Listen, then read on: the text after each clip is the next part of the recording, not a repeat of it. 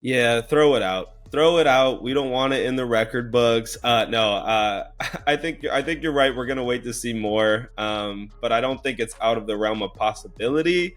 It would also just be so funny if it happened to Jim Harbaugh of all people. The NCAA, I don't know how much control they even have over the CFP, which is a completely different entity, but as of now, this is an earned national championship. Michigan was the best team all year across the whole country. For everyone watching, let us know in the comments, what do you guys think about this? Should it be thrown out? Will it be thrown out? Will it count? Let us know. FanBuzz Weekly starts now. Hey, what's up, guys? Welcome to FanBuzz Weekly. I'm your host, Patrick, joined by my co-host, Will, today. And we're breaking down the biggest stories and hottest takes in college football. Obviously, we're going to get to the national championship game. It is a great day for Will as a Michigan fan. Will was actually on the scene in Ann Arbor, watching couches burn, watching whatever happened in Ann Arbor. We're going to get to that. But first, we need to reflect on the 2023 college football season and what a season it was. There was just so many different storylines to follow, so many roller coaster teams. Will, I want to ask you, what was your favorite moment from this season? I mean, my favorite moment is still, we've done this a couple times. My favorite moment has stayed the same. We beat Alabama. We won the national championship. My favorite moment is still Blake Corum scoring that touchdown right after Zach Zinter broke his leg. The whole season hinged on that moment. I'll never admit it to any of their faces, but the Buckeyes were the best team we played this season. They're the only ones who didn't let us control the whole game. And if we didn't get the momentum back on that snap after the air left the team, I think it was all over, and Ohio State would be 15-0 right now. So the emotional moment, Blake throwing the 6-5 at the camera, it was special, and I'll never forget it. And now we know it put us towards a national championship. You know what's funny is, from this Michigan season, that's not even the one like defining moment I think of when I think of Sherrone Moore like in tears after that one game.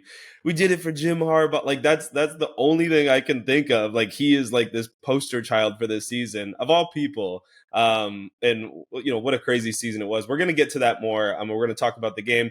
I gotta say, my favorite moment from this college football season isn't necessarily a moment as it is a person, and that's Deion Sanders. I feel like we sort of forgot about that start that he had, but Deion, aka Primetime's ability to captivate a national audience and make people care about football in Boulder, Colorado, staying up until midnight to watch him play Colorado State. Some of the ratings that they put up, it's something that we've never seen before in college football, and I just feel like we can't talk about this season without talking about primetime.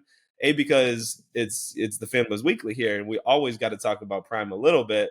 But B, just because it was so captivating for whatever reason, man, bringing celebrities to Boulder for those games, him and his kids on the same team, like it was wild. And then to see it sort of, like you get the roller coaster going up and then just down the entire rest of the season.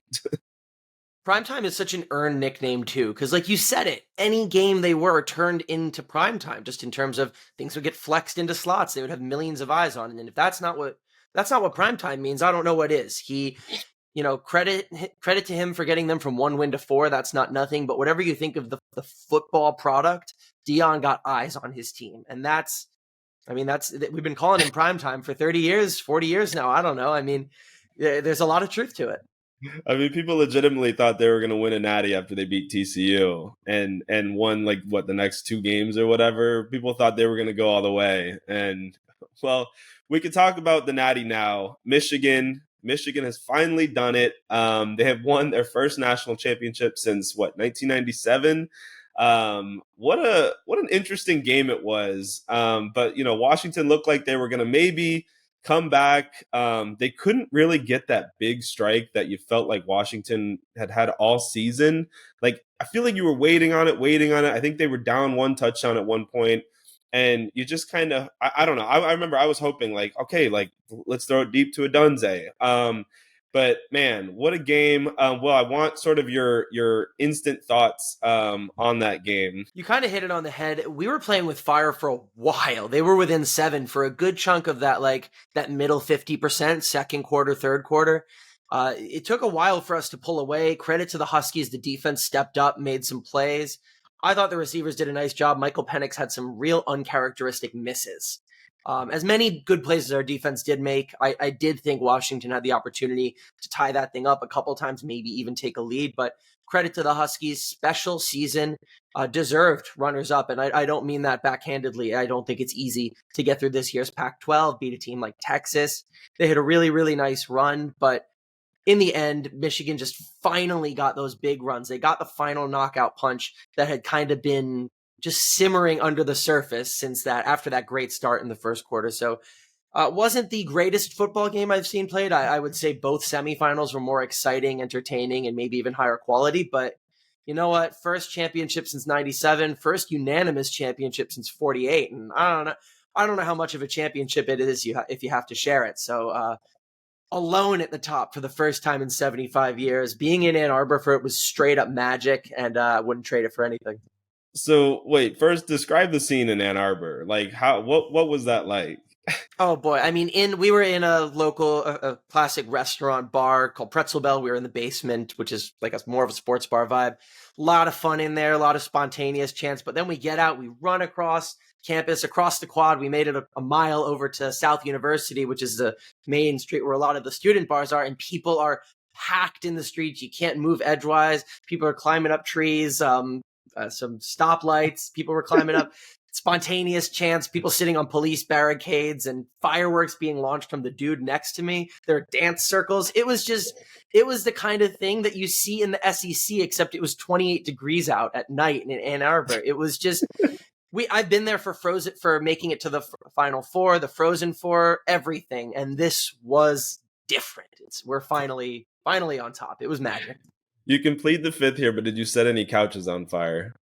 I did not touch anything that was flammable at any point myself. I saw people burning couches, but I was not a participant. I don't know. I feel like that's something for me to leave to the current students. That's not an alumni activity. I was gonna say, you can like do that when you're like 19 and still get away with it, and you're young and stupid. I thought Penix looked bad under pressure, and I think that was like the story of the game. There were a lot of misses, a lot of uncharacteristic things that happened with Penix. He looked like when I go to the grocery store like at 5:00 on a weekday, when it is just pure panic and you're making impulse decisions, you are flustered. That's what he looked like. And credit to Michigan's defense for getting him in that sort of in that role there, because I don't think he had that all season with his offensive line. But with that being said, do you think the Huskies will bounce back from this crushing loss? And are we witnessing the beginning of a Michigan dynasty? I'm going to address those individually. First of all, I think in terms of the character of this program, what Kalen DeBoer does to set a culture, I definitely think that they can bounce back in that sense. The thing is, just from a football perspective, this team is entering a ridiculous Big Ten. We have a rematch of this game next year in Seattle. But they're losing guys like Penix, Adunze, a lot of the O-line. Even it wasn't a star defense, but you need playmakers, and Braylon Trice is gone. I think it's going to be a hard reload for them as they dually move into this tougher conference and replace a lot of guys. I think in the big picture, the Huskies will be fine, but this is going to be a toughie this season. And then as for the start of a Michigan dynasty, listen, I came at this podcast, any shows I've been on this year, I've been in my Michigan gear. I've been picking Michigan, and they say, you're a homer, Will. First of all, I was right. We won every single game, and most of them were pretty dominant. But yeah, I'm going to upset some Michigan homers here. I think this was the mountaintop, and once you get to the mountaintop, you have to go down. This isn't a Georgia 2021. It's closer to a Georgia 2022. We also have to navigate a tougher Big Ten. Of the top 8 in the final playoff poll, one of them is us, and of the other 7, we play 4 next season. It depends on if Jim does leave, if JJ McCarthy leaves, but a lot of guys have to go. Like, you're losing your Junior Colsons, your Sainer still, both of the running backs probably, but at least Corum, Roman Wilson. It's just going to be a really tough year. Ohio State is building a juggernaut. We'll talk about contenders later, but I think Michigan is going in a good direction, especially even if Jim leaves. Sharon Moore is a very worthy successor, but in the very immediate term, talking about a back-to-back, no. Absolutely not. I would love to see it. It would be special, but I think we should just enjoy our moment and not worry for now about what's next. Future is important, but today's a day to celebrate. Why not? Yeah, well, you should take the week to celebrate. Yeah, I mean Washington's interesting because aren't they getting the Mississippi State kid Will Rogers, who has always sort of aired it out in his career. So I feel like there's still a lot of unknowns. But how do you keep playing at this level when you had a dude like Penix who was a legit Heisman contender? Like you don't really just replace him like this sort of once in a generation at a certain school talent. And we have to mention Indiana because Tyler's out, the Indiana kid. But yeah, for Michigan, I think it's going to be tough with the 12 team playoff. It's a harder path. And speaking of that, I want to get into our way too early national championship contenders for next season, because of course we would do it the day after the national championship game. I'm going to start here and say Ole Miss. Ole Miss feels like the one that has all the hype. Everyone's sort of talking about the excitement around that. And I know Judkins, their running back, just committed to Ohio State. He literally committed to Ohio State, like, I think as Michigan won While that Michigan game. was winning a national championship. That's It just was like a weird the moment. second it hit zero, that news broke, and it's like, okay, that was very timely there, very telling, if you will. But yeah, I think when you look at Ole Miss, man, they get Jackson Dart back. Lane has hit the transfer portal maybe more than anyone. They got that Walter Nolan kid, I think, was like the top defensive lineman recruit from Texas A&M. Princely, I can't even say his last name, from Florida, was one of the best edge rushers in college football. Plus, their schedule really isn't that hard. And I have it pulled up here, but like, listen to some of these teams. Okay, listen to some of these teams. Furman, Middle Tennessee, Wake Forest, Georgia Southern. Like, they really, even in the SEC, man, like, they have Georgia, and that's about it. Like, they don't get Texas. They don't get Alabama.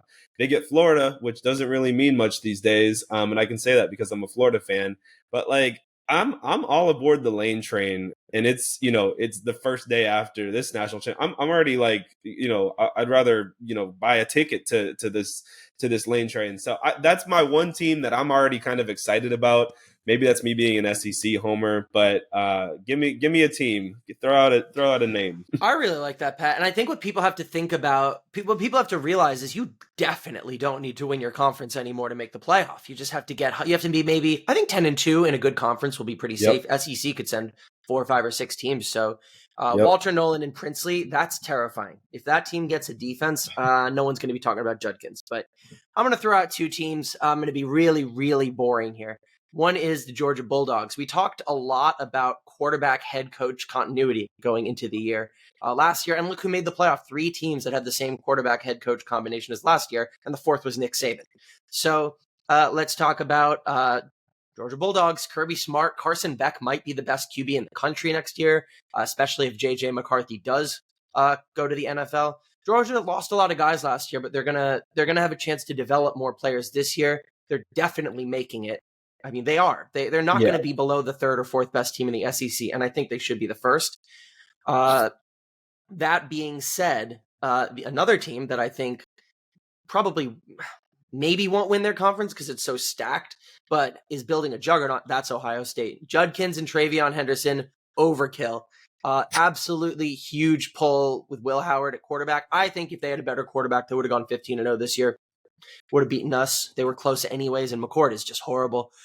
So that's a huge pull. They bring back a lot of talent. They lose receivers, but they always have receivers, and the defense isn't going anywhere. So I think the Bucs are one to watch out for. But just for anyone who thinks that it might be a little too early to start talking national championships, I have the receipts to prove it. I put my national championship bet in last year, the day after Georgia beat TCU. And it worked out just fine last night. So it's never, ever, ever too early to start getting on the train for next year. So I think it's Ohio. It comes down to Ohio State and Georgia for me, but I do like Ole Miss a lot. Yeah, Georgia feels like the easy, obvious choice because, well, first of all, they probably were a top 4 team. It's just they lost the SEC championship game, and coming off of that, you can't really put them in. And then Ohio State. Man, for Kyle McCord to go from Ohio State to Syracuse is, I mean, maybe that tells us all we need to know about who Kyle McCord is and sort of his talent. And I definitely agree with you. Those feel like good choices, especially in a 12-team format. Like they're probably going to be there. Although I think, with all the shuffle of the conferences, I'm excited to see what teams rise and what teams fall. I think we're going to see some of that. It's just a matter of who and how. But yeah, look, now the season's over, but now we're already like excited talking about next season. And that's all it took was talking about a couple teams.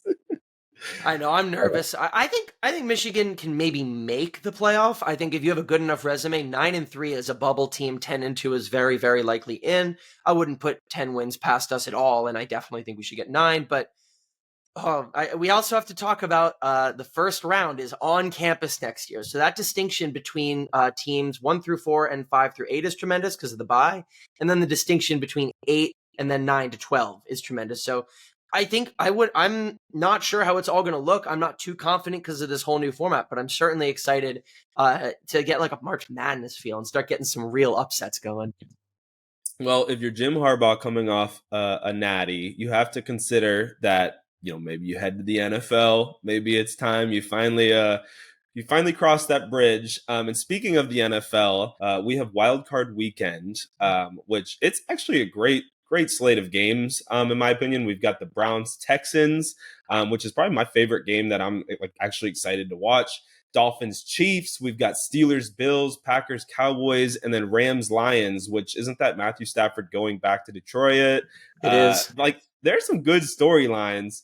So I want to ask you, what are your predictions? Which games are you sort of looking forward to? Oh, I do want to bring up Stafford's not, it might be the most dramatic one, but it's not the only return game. Tyreek Hill's going back to KC. And if he were healthy, Deshaun Watson would be playing in Houston. I mean, scriptwriters really went off this weekend. It's going to be a fun one. And I agree with you that the Browns and Texans, it's probably the most competitive one. And the only one where I don't have a truly ironclad pick. I'd say the one I'm most excited about is the Lions one. Those two teams are pretty evenly matched. The Rams are better than their seeding. They were really hurt to start the year. Now they're healthier and Matt Stafford's dealing. So Stafford in a playoff game in Detroit, maybe he'll win one. So that's pretty exciting. And the other one is the Eagles and the Bucks, because the Bucks aren't playing their best football right now. They surged and then sputtered, but the Eagles are really bottoming out. I believe they're in a 1-5 run or something like that. And it's not like they've been losing to the Ravens and the Niners exclusively. They've lost to the Giants and the Cardinals. So will the Eagles be able to get it going in what will definitely be a rowdy environment that's seen some real serious playoff games recently? Or will the Bucks pull off an upset? Baker Mayfield finds his way in the divisional round. I think those are the most exciting games of this round. I first of all, Baker can beat the Eagles. I just imagine being in Philly for that, the riots that will ensue, just because the rabidness of those fans. You're right. The script writers were in their bag with this one because I didn't even realize some of these storylines, like with the Tyreek thing. It totally caught me off guard. Which, by the way, did you know that game is on Peacock? Have you seen the uproar about that? It's that one. Yeah, I saw an announcement that there was going to be a Peacock game. I didn't know they gave it to Chiefs Dolphins. That makes no sense. Put Steelers Bills, dude. I don't want to watch the Steelers offense on national television. Get Buffalo that out of here. In January. My lord, that's going to be that's a game where I know we're not there yet, but that's a game where I know Patrick's investing in the over. The Steelers going into Buffalo. Just you wait till we take the over. No, I'm not. I'm actually not going to do that. Here's my big head prediction here, my 200 IQ prediction. I think the winner, and you can quote me on this, the winner of the Browns Texans wins the Super Bowl. Boom, ship it. Just because I think the script writers, if we're gonna keep talking about it, for either side, man, for Joe Flacco to win a Super Bowl with the Browns. Imagine telling someone, I don't know, 5 whatever years ago that was going to happen after, what about 2 months ago? Yeah, legit. Yeah. What is he, 39 years old or whatever? Something like that. It's crazy. Now he's played for the original Recipe Browns and the new Recipe Browns. And if he wins a Super Bowl with both, That would be pretty crazy. Although I don't know, I think a Flacco versus the Ravens playoff game would be another level Oh, of like, script that. Oh come my on, god. script writers, come on, please. I hope they're still working on like next week's script or what. Like, I hope they're still sort of writing it. It's not already written out. Also, the Texans are awesome to watch. Like CJ Stroud, just watching him uncork it to some of those receivers is legit awesome. And I just wonder also if like the Carolina Panthers are like crying themselves to sleep watching this happen because, well, look how CJ Stroud's doing versus Bryce Young, and look where the Panthers are. But not to take a dump on the Panthers. It is a really good slate. That's my 200 IQ prediction though. So we're gonna revisit it in like a couple weeks, but we're gonna see. I think that those are some really fun teams. And if the Browns had someone who wasn't 40 years old and off the street, they'd be serious. I've seen that team play live this year and they're really cool. But I've been all over the Ravens all year. I think it'd be really funny if Stroud goes to play the Ravens and then ends up 0-4 against the Harbaugh family. But I think this is the Harbaugh year. I think the Ravens got it. But I'd love to see you be right and see a real underdog make a run at the AFC title and then the Super Bowl. A Harbaugh year would actually be really awesome. We saw John Harbaugh surprise his brother there on the sideline last night. Like watching Jim do that to him at a Ravens game would just be really, really neat. And it's hard not to watch that Harbaugh family and like just think like, damn, look how wholesome this is. Like they're just like they clearly love each other. They're family people. Watching them all kind of together, at that game last night was really it. Like I know a lot of people like to like hate Jim Harbaugh, but I don't think he seems like a bad dude at all. I don't know. Speaking of Wild Card Weekend, we're gonna take the over here. This is where we just take one game, take the over on points. Well, I'm gonna let you go first because I have a couple that I'm gonna choose from. So I want to see what you got. Yeah, I've got one that I'm really honed in on, and that is Packers at Cowboys. I mean, first of all, let's talk about some weather. It is January. Some of these games are taking place in the Midwest. I mean, we've got the Chiefs are hosting a game, the Bills are hosting a game. So there's some very challenging weather conditions that are going to happen. Definitely have your eye on, especially wind. But the Cowboys, not only do they play in Texas, which I don't know, as we learned last night, Texas does get storms, but either way, this game is in a dome. Both of these offenses should be able to operate, and they've both been doing it at a high level. Cowboys have been airing it out all year, and Jordan Love is on fire. So both of these defenses, to a different degree, are both slumping. So we're looking at a number in the very low 50s or very high 40s. So, 3-4 touchdowns a team to get this thing over. I don't see why not. This could be a really fun game. All right, I'm here for it. Well, then I'm going to take I literally have two games that we just sort of talked about. I'm going to take the Browns Texans. I got to do it. Like I want this to be a shootout. So this is the same stadium that the national championship game was in, right? NRG. That's correct. Okay. Well, I don't know if you guys saw, but last night the stadium was literally like leaking from the roof. Maybe that means, there are forces that the football gods are going to make it happen, but I'm hoping for a shootout. Also, Joe Flacco to David Njoku has been really, really awesome to see. So I'm kind of hoping for more touchdowns there. I think they go over 44.5. That's my pick. But also, if I'm picking one of these teams to win the Super Bowl, I better hope for some offense here. So that could be I'm excited to see Stroud go to work against that defense, because that Browns defense is actually fantastic. So if he can get it done, that like puts another exclamation point on an incredible rookie season. I was quite wrong about him. He's having a great year. Yeah, I think a lot of people are kind of saying that now too, just seeing the season he's had, and what a turnaround for D'Amico Ryans too. In Houston, we're gonna move on to Did You See This? We're gonna pick anything from the world of sports. It can be funny, it can be surprising, it can be whatever. I'm gonna start with, and I hope you don't have this, Will, but just Jameis going rogue. Jameis Winston, for any of you that did not see it, at the end of the Saints-Falcons game, they were up, I don't even know, like 30 points or whatever it was. The game is over. The Saints are at the goal line, and I guess Dennis Allen and the coaching staff tell them to take a knee in victory formation. Instead, they run a run play for Jamal Williams to get his first touchdown, which he did. He scored. The team was happy.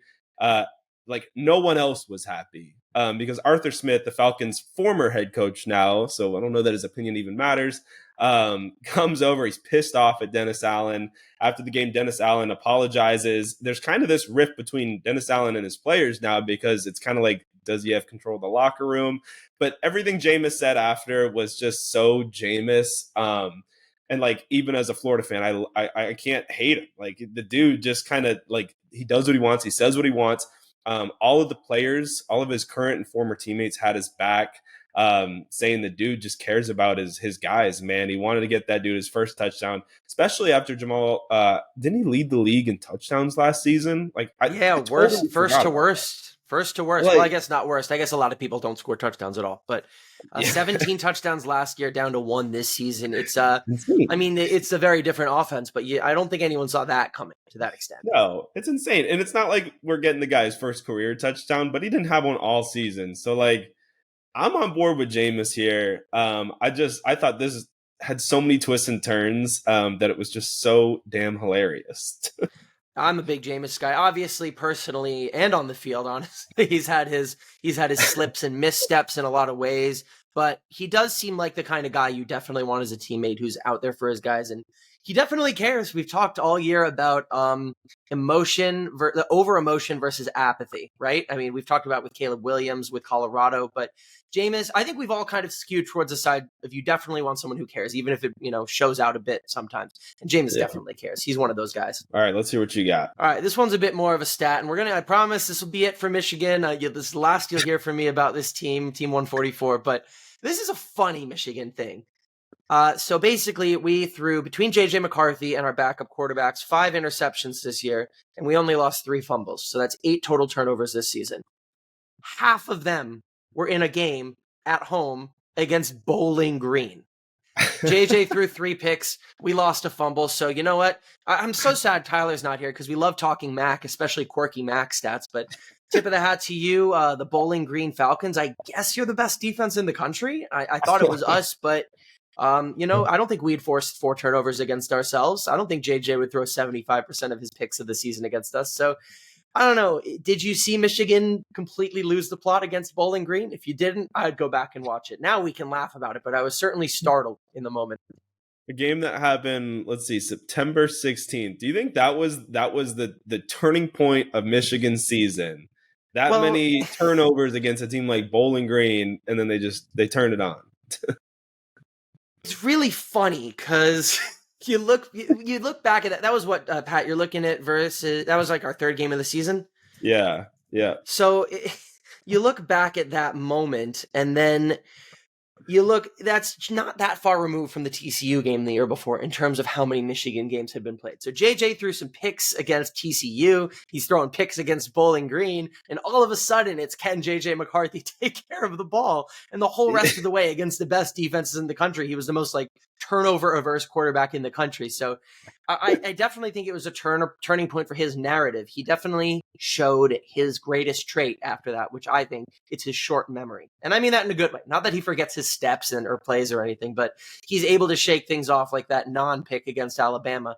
So I think, I don't know about the rest of the team, but for JJ, it was certainly a turning point of sorts.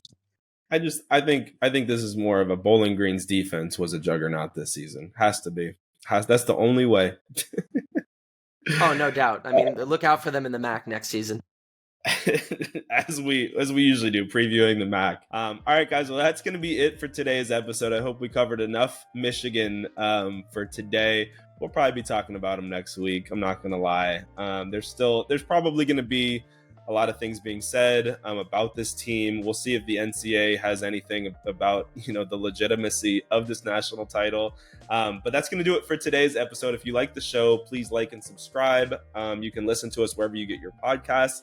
And don't forget to check out our newsletter. The link is in the description. And we'll see you guys next week for the premiere of Season 2 of FanBuzz. Season 2 makes us sound, like that. Like we're like Real Housewives or something. Like we've got next on Season 2. So it'll be the same podcast, but with a new and improved look. We're going to be talking about more than just college football. We're going to get into a lot of different sports. Basically, whatever's going on, the biggest storylines, the biggest news. We're going to have takes, terrible, good, bad, terrible overcalls from me. So look out for those. But we'll catch you guys next week. I thought you were taking Iowa basketball. This is Look, BS. Look, am I allowed to take Iowa women's basketball? Because I'd take Caitlin Clark all day, every day.